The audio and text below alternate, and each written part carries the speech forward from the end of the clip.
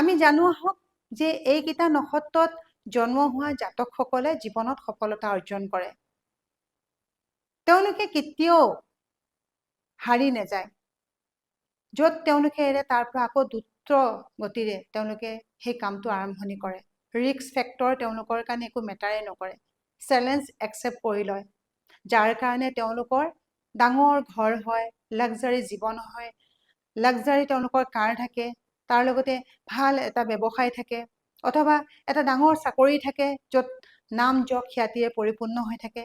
এজন ভাল গায়ক হ'ব পাৰে, এজন ভাল অভিনেতা হ'ব পাৰে, অথবা এজন ভাল লেখক হ'ব পাৰে, অথবা বিদেশত গৈ সেটেলমেন্টো হ'ব পাৰে। আৰু এই জাতকসকলে অকল তেওঁলোকৰে নহয়, তেওঁলোকে নিজৰ পৰিয়ালটোক আগুৱাই লৈ যাব পাৰে। মই ওপৰত মেনশ্যন কৰি দিম এই নক্ষত্ৰৰ জাতককেইটাই জীৱনত আগুৱাই যাব পাৰে বুলি, বা তেওঁলোকে কেতিয়াও হাৰ নেমানে। আপুনি সেই নক্ষত্ৰৰ জাতক নেকি? এবাৰ কমেণ্টত জনাব।